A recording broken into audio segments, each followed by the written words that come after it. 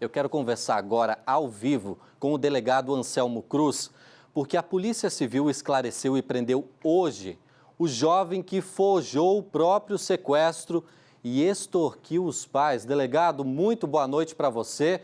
Quais as primeiras informações desse caso? Pelo que eu estava vendo, esse rapaz de 23 anos estava indo para o trabalho, ou pelo menos disse que estava indo para o trabalho quando tudo teria acontecido. Boa noite.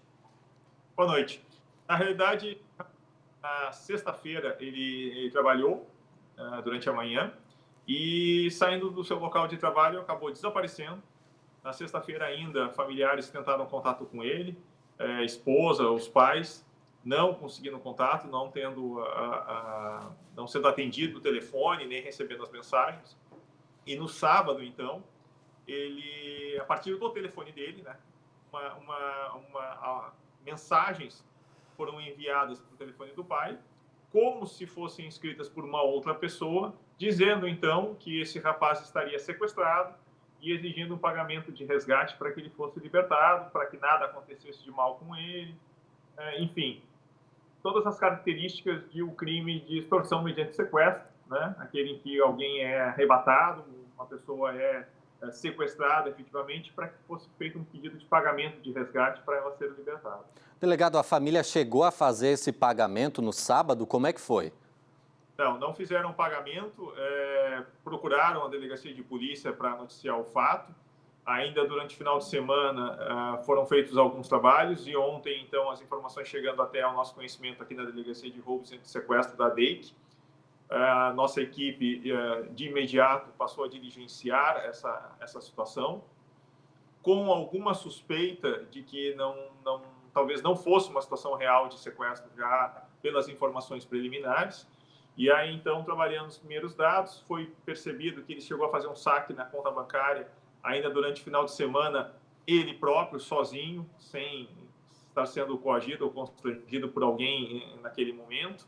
E localizado, então, em São José mesmo, ontem à tarde, em um apartamento no bairro Barreiros, onde se identificou, então, se esclareceu que ele não estava sofrendo sequestro algum, ele havia, enfim, saído de casa e meio atrapalhado com as suas informações, mas confirmando que havia feito essa tentativa de extorsão contra os próprios pais, no caso, né, e o valor de R$ 4.000, e que se demonstrou arrependido bastante diante dessa situação. Delegado, ele chegou a ficar na casa de alguém? Alguém acabou acobertando essa farsa, esse falso sequestro? Sim, ele permaneceu na casa de amigo, mas na realidade essa pessoa não sabia, não tinha ideia do que estava acontecendo. Foi isso restou bastante claro pela situação ontem apurada.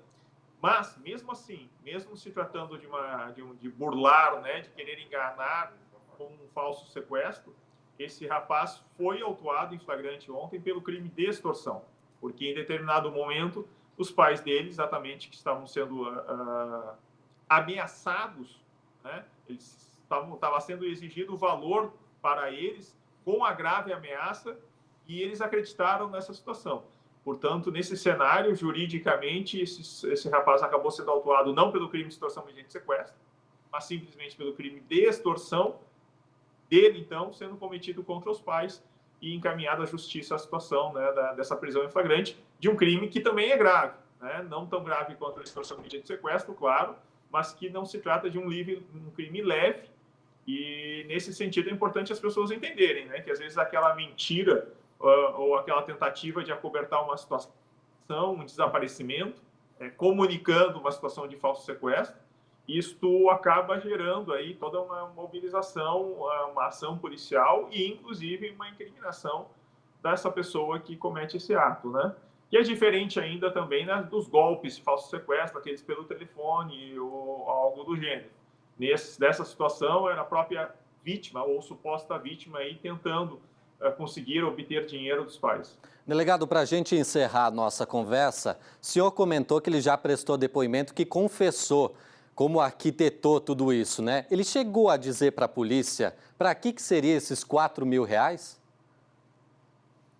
Ele alegou ter chegado a esse, digamos assim, ato de loucura em razão de dificuldades financeiras, de contas em atraso para pagar, e aí imaginou que talvez fosse uma maneira de, enfim, resolver ou melhorar a sua situação, né? O que acabou sendo ainda mais grave e gerando, de um jeito ou de outro, mais custos e gerando, inclusive, né, uma situação criminosa aí que agora ele vai responder junto à justiça. Delegado Anselmo, obrigado pela participação, pelos esclarecimentos ao vivo aqui no Cidade Alerta Santa Catarina. Muito obrigado e boa noite. Uma boa noite para você.